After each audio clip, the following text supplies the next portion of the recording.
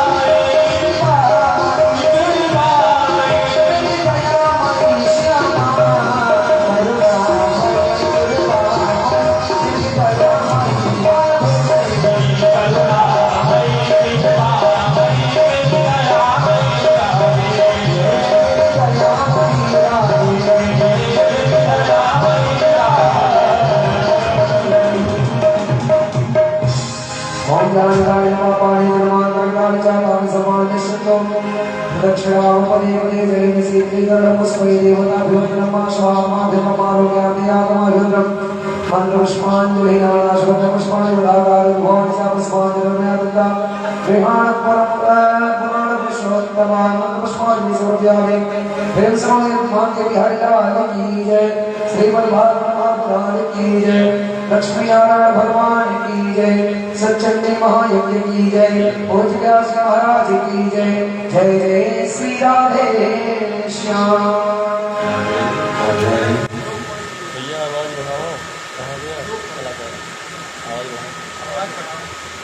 राधे राधे राधे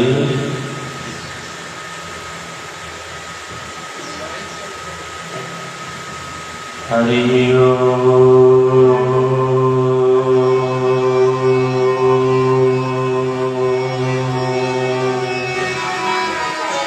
स्वस्ति श्री गणेशाय नमः।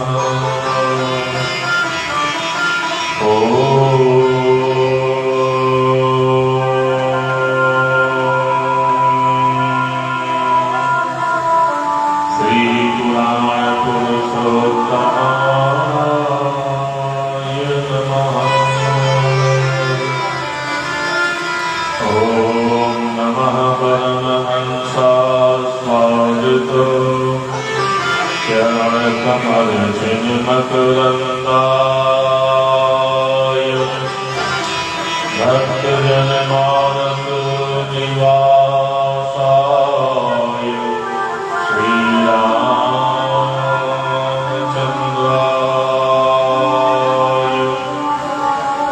वागीशायस्य वदने लक्ष्मी हृदयं तिष्ठति यस्यास्ते हृदये संवितो नरसिंहमहं भजे। विश्वसर्वविसर्गादि नवलक्षणलक्षितम् श्रीकृष्णाख्यं परमधामं जगद्धामं नमाम्यहम्।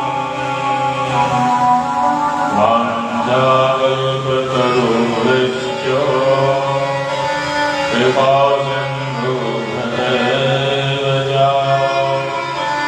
पतितानां पावनेभ्यो श्रीवैष्णवेभ्यो नमो नमः।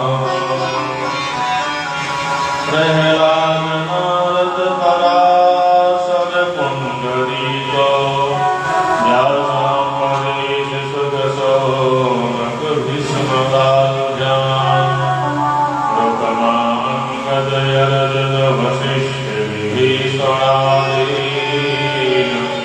एतानहं परमभागवतं स्मरामि।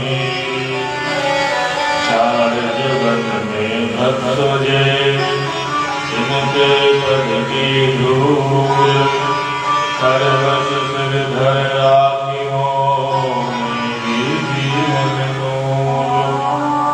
भक्ति भक्त भगवंत गुरु चतुर नाम बहुरे इनके पद वंदन किए नाम विघ्न हरे।